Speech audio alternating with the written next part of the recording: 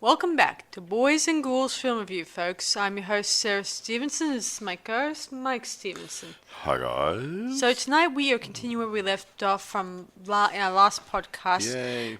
So tonight we are reviewing Night of the Demon 3. That was released in 1997. Now, I believe this went straight to home media. I'm pretty sure. I'm pretty sure, like the last one. Yeah. Because it wasn't strong. Look, the first movie, okay, but the second two sequels weren't strong enough for the cinema circuit. Nope. So, yeah, okay. It happens sometimes. Doesn't mean they're bad movies. No. It means they just weren't A movies. Yeah. They just were a movie. I also found out what happens with the one they were going to think of making in the after the remake they made. They tried to go ahead and sort of do a sort of an independent go funding thing, but somehow it didn't catch enough money or cared. Now, what happens if you do a funding that's raised money and you don't go ahead of the project? What happens to the money? You have to give it all back, or? I don't know. I mean, You'd think so, wouldn't you? Otherwise, we're taking money on the false pretenses, guys. it's a bit of a pain, unless it's already on your way, like already started shooting some scenes for it and need the cash. What I'm saying, if you say, hey, I'm trying to raise $1 million to do a movie or something, and you make 500,000, and then the main star drops dead or quits, and the DOP has a spaz attack, and everything gets too hard, and you say, I'm not going to make the movie now. You got $500,000 in contributions from people out there, good, well-meaning people who want to see the movie made, and you've got $500,000 in your pocket which you haven't used. Well, you may give them a refund. If the money has not been spent. Well, no, what's that? If you go through the thingy, does it go in there and they hold it there and you draw on it progressively, or do you just take the money out and use it willy-nilly? That's what I'm saying. So once you take it out, no one can track it. Anyway, I'm just wondering. So in this one, it's and it's, as I said, it's a sequel to the last two that takes place a couple more years into the future, and the same sort of story happens where a bunch of kids on Halloween go into the mortuary and try to stir up trouble. Yada, yada, yada. Done before. Anyway, we watched it on YouTube. It was not a very good copy, to be honest. Now, I don't like going into accounts where you have to give your details. You are over 18, blah, blah, blah. Give me all your details. I don't give no one no details. So this is not like Amazon or eBay or some real site I know of. So, we had to watch a crappy version of it, which was not the best quality. So, but there's obviously good quality stuff out there if you look for it. But it manages to tell us the story roughly. Yeah.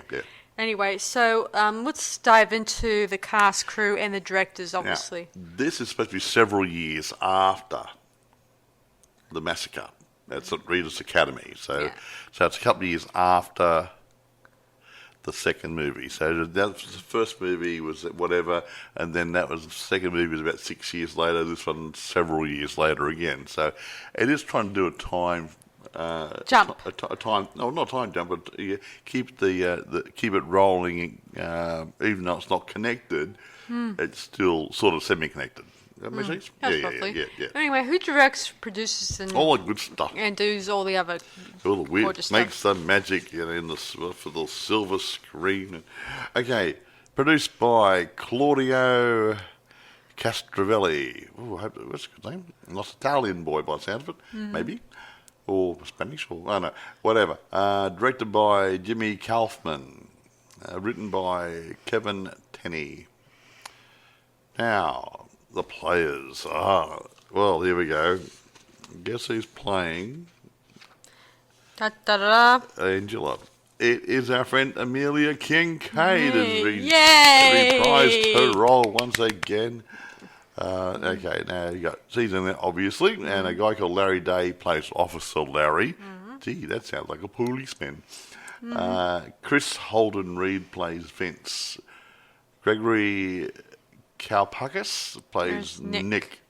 Tara Sloan plays Lois. Christian Tessier plays Orson. Joel Gordon plays Reggie, and I'm running out of idea who these people are. Patricia Rodriguez plays Abby. Stephanie Bowder plays Holly. And They got Cookie Martin, Rookie Cops after that. So they're the bit pieces after that. So yeah, I'll leave it at that. okay. Yeah. Because it's an interesting story where a bunch of kids they get accused of murdering some Well, police. some of the kids, policemen. they went into a store to buy some booze. Yes. And one of the guys gets out a fake ID, and the guy challenged it, saying, "This doesn't look like you," don't you? Yeah. And he's, "Oh, yeah, it's me, yeah, it really is." And he's refusing to give the guy the alcohol. alcohol. And then some shit hits the fan here, and then what happens there? The other guy, one of the guys does something naughty. Yes. Vincent. Two policemen come inside. That's right. Yeah. And they kind of they attempt to tell the boy to. Hold on. I think he pulled a gun, didn't he? Yeah, he pulled a gun in. Oh, before I jump ahead into the story, I should mention at the beginning that the officer Laurie comes into the mortuary house, like he's sort of patrolling it, if that's a term. Yeah, to make sure everything was as it should be. Yeah, like there probably were reports about kids going in there and never coming out. So they're making sure that there's on routine patrol. But again, just like before, they don't know the history of this haunted house. And of course, this man goes inside the house and he meets Angela and assumes that she's just just an ordinary person who just happens to be in the house. But she says, "I live here," and of course she confirms it by killing him. See? Yes. Then we flash the credits, and then we flash to our cast members, obviously. Yeah, yada, yada, yada. Where and then we're at the grog shop. Yeah, where they're at in their car, and there's this guy named Vince who's sort of the nasty guy you don't want to meet. He's a bad boy guy, and leader of the pack. His girlfriend Lois. Hey, where's Clark when you need him? And his three best friends, Nick, Orson, Reggie, I think, and they actually meet up with two girls who kind of, I guess their car ran out of gas, I think, and they decided to bring them along. Nick, it's obviously into Holly, and she's a virgin. Don't ask me how I know that, because it does get brought up. I'm not going to ask how. Hi, I'm Holly. I'm a virgin. Didn't have a sign on it, but it was clear, wasn't it? Yeah. Anyway, so they end up going to this gas station, hoping to get some alcohol. And things don't go so well, obviously, because the guy questioned the ID, obviously. And then there was the police arrived, and soon enough there's a shootout. And, of course, the kids quickly get out of there, realizing they will be in serious trouble. And one of their friends, I think it's Reg, he gets shot in the low abdomen, I think. I think it was Reg. Yeah, I'm trying to. Yeah, Vince steals a gun from as two police officers enter the store. Okay? One of the officers is accidentally shot when the clerk grabs Vince and the gun goes off. There you go. Yes. And the other shoots Reggie in the stomach twice. Yes. Poor old Reggie. There you go. Yeah, they quickly scramble out of there, and they make their way to the haunted house, obviously.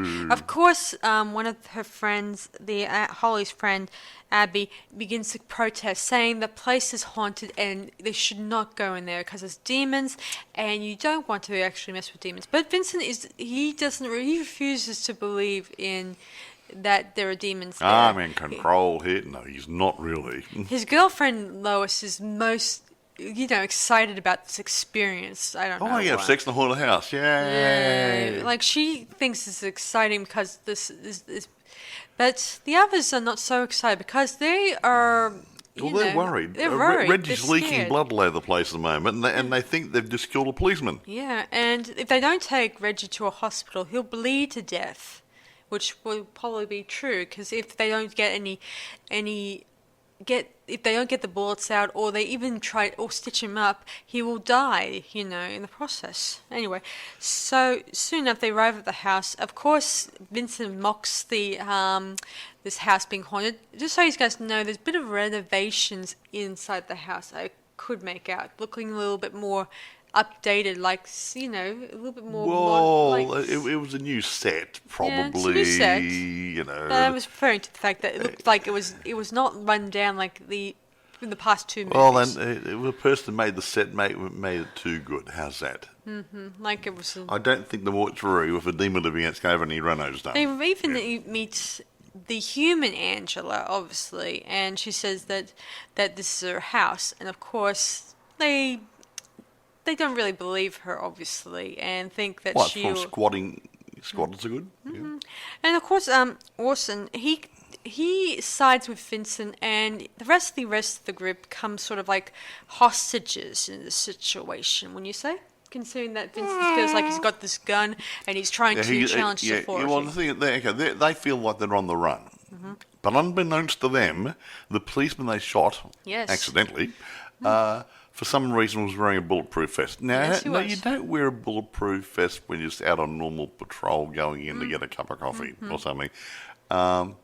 I think it's a bit of a mistake in the writing, but hey, the policeman didn't get killed anyway. But I think he did. Yeah. So, lieutenant guy, I think he was, he's on the investigation, and he's sort of going to retire the following day. Obviously, is that right? I think that's his story. So at midnight. At midnight, I'm officially retired. Yeah, he said that. He did. He said. Yes, he did. Anyway, the rest of the group, when they are at the haunted house, some of the members separate and go off to do the usual stuff, and of course it's like everyone's divided. Like, some of them want to get out of there and possibly get Reggie to a hospital, but the others, like Vincent, Lois, and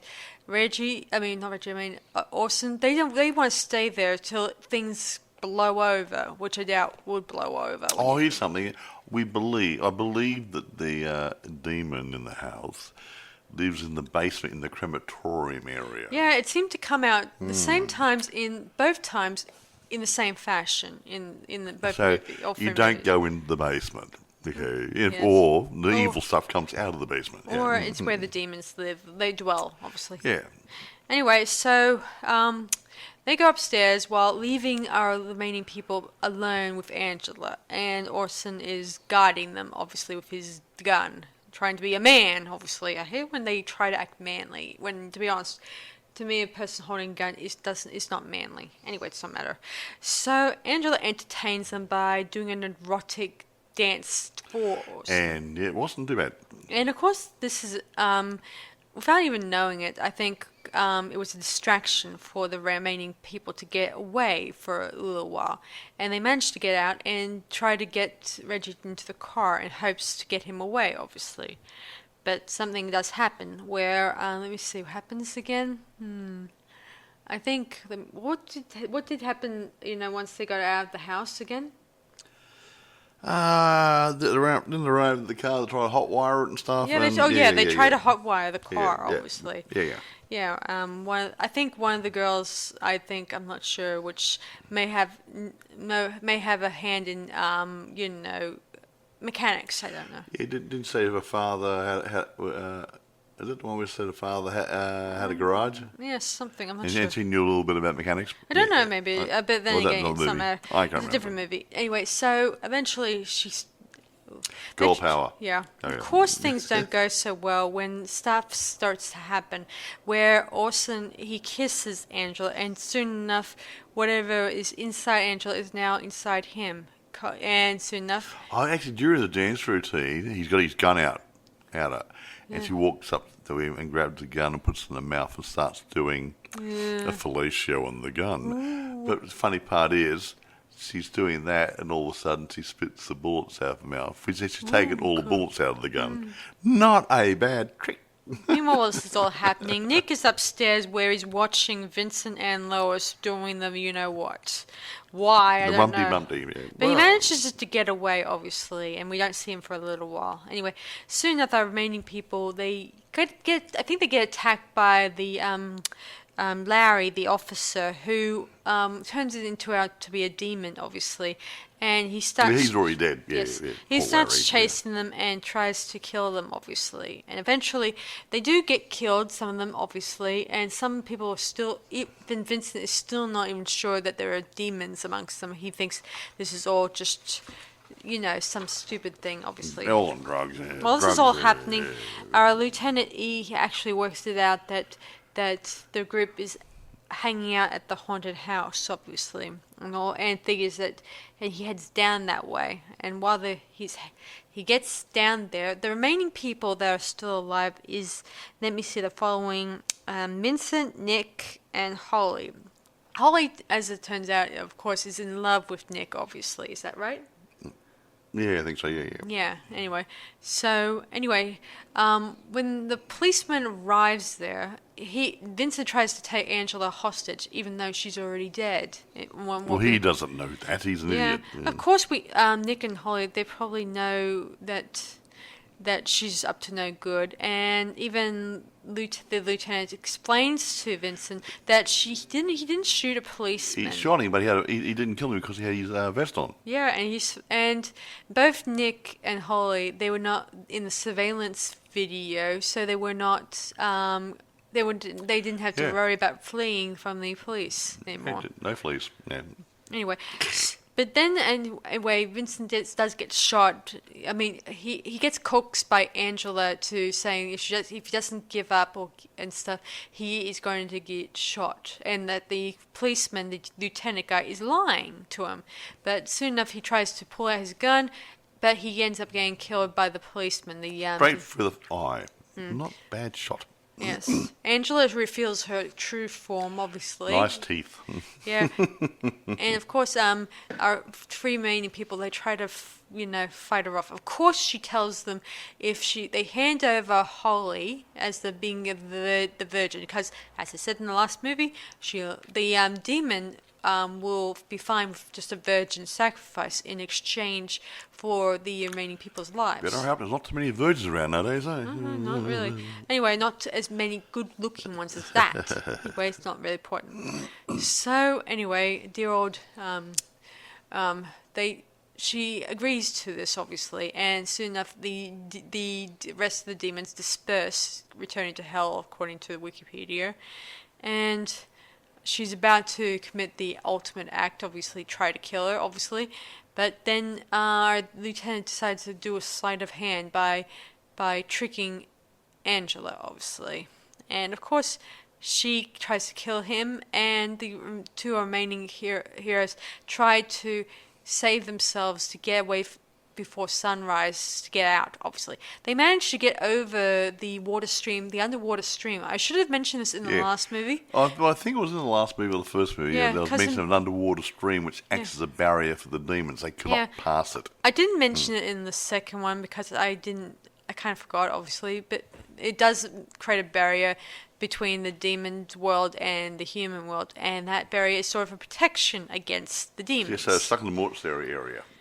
Yes. Area. They managed to get through the barrier. Of course, Angela grips Holly's hand as much as possible, but soon enough, Holly was able to get free, and Angela's kind of dissolves into. No, she gets pulled over the river. Yeah, she gets pulled over the river, and she dissolves. Yes, they're a bit like, I'm melting out of phlegm. Whatever. Yeah, they sit in silence, and when the sun rises overhead, Holly then closes the gate, and she puts a cross on the gate and remarks to Nick that each Halloween till the day she dies, that she will come back and stop whatever these demons do, to any of the other survivors in the future. Then they walk off, and we hear Angela cackling inside the house. And saying something like that. And what was her quote? She said, "Happy Halloween," or something like that. And that's the movie. I'm sorry, I'm rushing ahead. It's a short one. I'm sorry I'm rushing ahead, guys. It's just mostly run, creepy stuff, scary stuff. Yeah. Well, that's what it is. It's one of those. So that one is sort of our last in the trilogy, obviously. And if they did make a fourth movie, then I guess which is nothing like it was a would you say remake, reboot? What would you call it? It's a sequel. Yeah, that's also you're sort of Oh, same you name mean as the one that comes after this one? next one? The next one is a remake. It's remake, but the story's changed though. Yeah, and of course it takes place in a different location and with a different story, obviously. Yeah, as we said that. That's what they'd say. But let's call the reboot instead of a remake. Yeah. Mm-hmm. Well, what can we say? Okay, Kevin Tenney, the writer, directed the first film. Okay, he did direct this one. Don't know why. He's got a busy man. He said that this script, the script for this film was the best out of the three. But due to bad decisions made, set many of the screenplay's best scenes ended up on the editing room floor. Now, having said that, I'll have to agree with him because it had potential to be more than what it was. So there must have been something laying on the editing floor that should have been in the film. Yeah. So they did make a little bit of a cock up in the post edit when they were slicing and dicing. They think they sliced a bit too much. Maybe it's too bloody, too scary. I don't know, but yeah, whatever.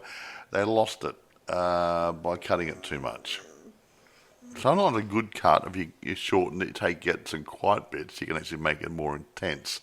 But if you're taking out the good bits and you're leaving some of the boring bits, then you got a situation. Oh, look, it's a recipe book. Yeah. But anyway, reception. Here we go. No, it's not a lot on this. Okay. Most were negative. Figures. No, because obviously the good bits might have been on the editing room floor. JoeBlow.com stated the film was too routine, uninspired, badly shot, and cheap. Now, I don't know cheap, but badly cheap. shot. Well, it's a B movie type of thing. So I think it had potential to be more, but it did drop off the planet a bit. So anyway, he's probably close to it. Discreet News panned the film. It said, another sequel to a horror movie no one liked the first time around. Well, I wouldn't say it. I think the first movie wasn't too bad. The second one wasn't too bad. This one might have let the team down a little bit. Yeah, it might have. So, I mean, I would have liked it if there were a little bit more. If it was taking place during Halloween, I would love it if there was a little bit more costumes. Yeah, I like the first one. Everyone was decked up in. Well, the women were decked up in costumes here and there, but it would be nice if they actually had a few, costumes, because if it's Halloween, it's usually a time to dress up, and it's usually fun. But that's okay. But getting back to the cutting, the editing, let's do an analogy here, okay, if you will. Let's say the old war movie, one of my favourites, Bridge on the River Kwai, okay? What would happen if you took out the blowing up of the bridge on the River Kwai at the end of the film? It'd just be another war drama with nothing happening. So that was a climax. So you got to be very careful what you cut out of a movie. Yeah, if it was my movie, I would like to see the house destroyed. Yeah, I reckon someone should go back there with a can of petrol or something or other and set fire and burn it to the ground. The same way Anthony Perkins did, as Norman Bates in the last Psycho movie. He went there, he said, I've got to put this to bed now. He went there and he set fire to the house. Yeah, to avoid it ever hurting another person ever again. So now instead it would close off. He had to kill his mother's identity by purging the house where he associates her spirit with. So, who knows, maybe that was the fourth movie idea, but I mean, not the fourth movie because that's considered a remake, but the next one, who knows, that would have they could have maybe had a good closure on that one, but they didn't. But anyway, I'm just saying that they could have house burn it down, struck by lightning, do a great big hole opens under it and falls into it, like they did in Buffy the Vampire Slayer, the whole town disappeared. Or just the water from the underground stream might cleanse it. Yeah, or undermined it, and the house fell into the stream because it had been eroded over the years, maybe. That would have been a really good ending, Yeah, it could kind of cleanse the house something like of that. Its evil, like being like sort of like a spiritual something like holy water sort of thing. Whatever.